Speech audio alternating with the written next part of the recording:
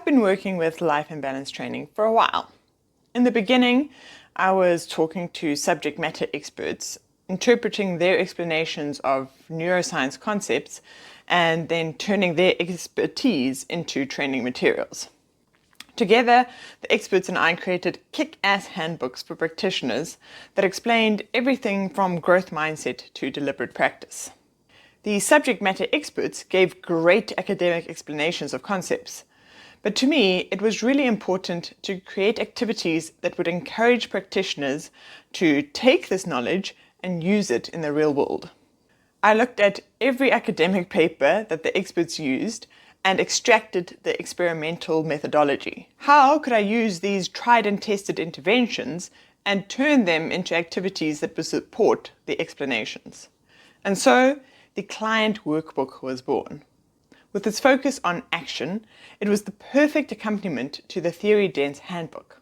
I felt I had mastered creating training materials that had a high academic standard while still being accessible and applicable. These training materials were supported by live sessions led by the subject matter experts.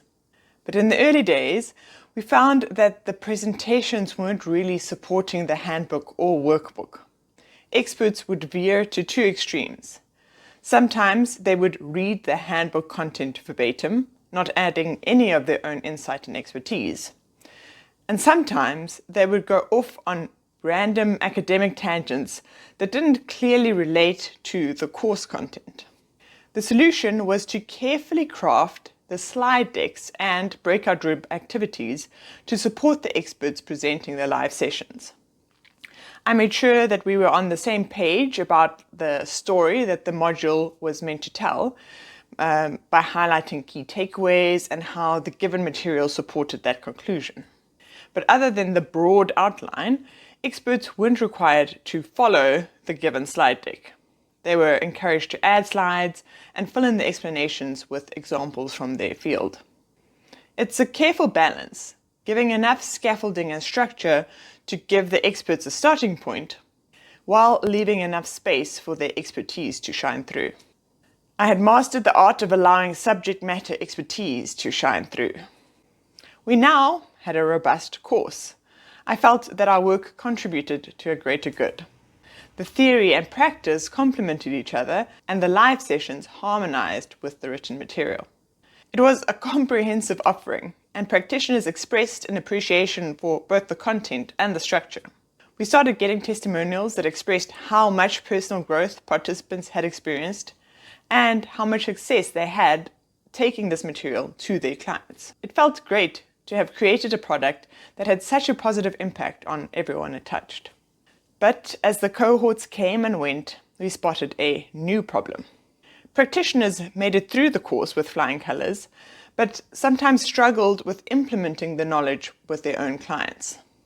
We had thought that giving them all the information would be enough to set them up for success. But many practitioners we spoke to expressed that they were overwhelmed and didn't know where to start implementing the theory. If we could crack this problem, we would unlock a treasure trove of practitioner transformation and have whole cohorts of people taking the great content out into the world. So, what to do? We could rewrite the original course. We could decrease the amount of content we share and be more prescriptive in how practitioners should use the information with their clients. This would allow us to keep the great neuroscience content, but increase the practical applicability of the course. The downside is that this would narrow the applicability of the content. Not only would we be providing only one way forward, but we would also be limiting the subject matter experts in their live sessions. Practitioners would lose out on the expert insights and a broader understanding of the subject matter. The second option is that we could double down on the course structure as it is. We could maybe extend the time frame so that practitioners had to move more slowly and would be less overwhelmed. And this might work, but it would also make the course even bigger, more expensive, more time intensive, and perhaps even more overwhelming. So instead, we decided that instead of fleeing from the current course or defending the status quo, we would attack the problem with its own custom-made solution.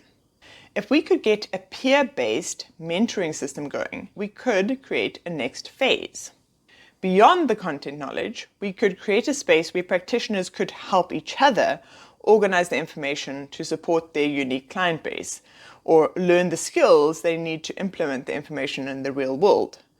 This peer-based structure would also mean that everyone would receive support and feedback to get this big project started. I felt that our original offering had done two things really well. It had given participants access to expertise and provide them with research-based tools to apply the expertise. If this offering didn't meet everyone's needs, we couldn't just do more of what we had already done. We couldn't just give them more information or more tools. We had to innovate to provide them with the support that they actually needed. The main problem is scaling. Every practitioner has their own strengths and weaknesses, things that they get and things that baffle them, and a unique niche market that they're aiming their content at. Mentors need to be able to support a wide variety of people and help them to discover the foundational success behaviors that would allow them to meet their goals. They would have to help them develop the confidence that they could get better and show them how to close any gaps in their theoretical knowledge or practical skill set. To support the mentoring system, I was going to create a new course, Mentoring the Method. To allow for the flexibility needed to be a mentor, I structured the course like a choose-your-own adventure. Mentors could skip anything they thought they understood and could easily home in on the content that mattered to them. I wanted to make the content as interactive as possible so that there were many places to test your understanding and get feedback. And the whole course was structured around the 5 assignments, each based on a real-world case study or role play. All the information could be applied to the case study, and we spent time in each module to give mentors time to practice applying the concepts to a case study. This model that focused on engagement and application was a good complement to the previous model that focused on information and comprehension. This allowed the mentorship space to provide support and feedback for every practitioner, even when their needs and niches were very individualized. We spent a lot of time and money figuring out what was missing from our first offering. But in the end, we created something that helped our clients make the most of the information we gave them and paved the way for real connection and community. And best of all, it means that our clients can take this really cool content and share it with the rest of the world.